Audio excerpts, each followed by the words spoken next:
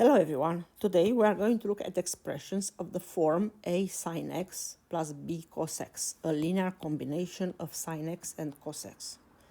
And we are going to write them as a single sine function or cosine function. We are going to explain why writing as sine or cos is the same. The two forms are equivalent, and we are going to use these simplified forms to solve equations. First question to deal with is, can we always write an expression of this form in one of those two simplified forms? In order to answer this question, we are going to look at an animation and choose a slider A that will act for this parameter.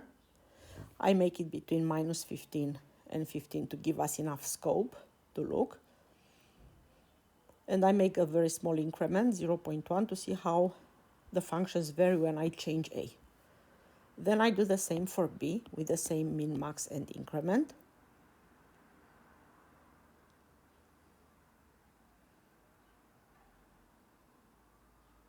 And after that, I'm going to graph this function, y equals a cos sine x plus b cos x. And when I finish, you'll see how I press enter. A function that looks like a sine or cos forms. When I change A and I change B, is the same shape, suggesting that the sum is indeed a sine or a cosine function. And now I change B. So how do I find then the resulting function? How do I write the sum as a single sine or cos function? So let us take it step by step, and you can pause the movie. I start with randomly with 3 sine x minus 0.7 cos x. I actually chose the last A and B that were on my previous slide. And I want to write this as r cos x plus an angle theta, where I don't know r and theta at the moment. You might ask, why did I choose cos? I started with cos, but I'm going to show you how we do with sine, and it's exactly the same thing. In order for those two to be identical, I open cos using the addition formula. So cos x plus theta, cos x cos theta minus sine x sine theta times r. And now, because I want an identity, so I want this function to be identical with 3 sine x minus 0.7 cos x. It means that r cos theta needs to be negative 0.7, and minus r sine theta needs to be negative 3 or 3. So these are the two equations from the one above. I always end up with such a system of equations with two unknowns, r and theta. And I solve it always by dividing the two. I divide the second by the first. R will cancel, so I end up with tan theta equals 3 over 0.7, giving me one angle only, it's enough, 76.86, so I take 3 significant figures. Now, to find r, I replace theta in one of the equations, and I get r cos 76.9 equals minus 0.7, and then I figure out that I want to be very accurate, so actually I use 4 significant figures in my intermediate calculations. Yeah, I get this r, so that's my y. I replace r and theta here. Minus 3.08 cos x minus 78, in fact is x plus 76.9, because my angle here is positive. In order to check that I have the same function, I'll start inputting the function that I got, minus 3.08 times sine cos of x plus 76.9.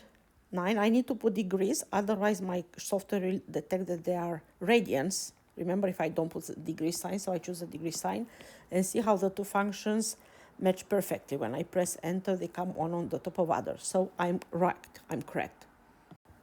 Let us look now what happens if I choose sine instead of cosine. So of course, this angle theta will be different. I'm not sure about r, let's say. So you'll see in a moment. I want to write this function the same as r sine x plus theta.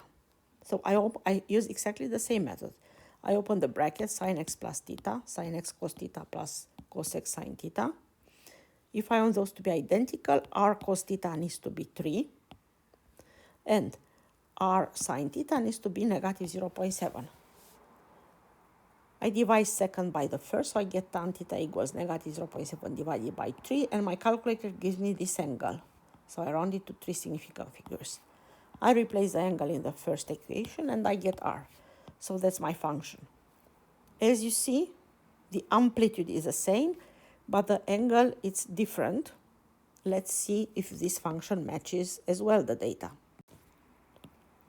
So on the top of the previous function, I'm graphing this new function to see if that's correct. Same amplitude, sine now x minus 13.1 degrees. I choose degrees again, and I press enter, it comes exactly on the top. Yeah, so as you see, it's exactly the same function. The red one, the purple one comes on the top, so all three are equal. I added here the two functions. Can you stop the movie, think what you observe, and explain why the two are similar? I'm sure you got it right. So if I'm thinking of x plus 76.9 as t, then I observe that the other argument is t minus 90 degrees. So then the question is, why is cos t negative sine t minus 90? So when I open sine t minus 90, I get sine t cos 90 minus cos t sine 90. And cos 90 is 0. Sine 90, it's 1. So I get minus cos t. With a minus in front, I get exactly cos t. So the two functions are the same. This is one of the hardest questions in past papers. So you might want to pause and try some easier questions from another resource in the meantime. If you are brave, pause the movie and try the question yourself first. I'm sure you got the same answers. You can pause the movie and check my solution. Well done.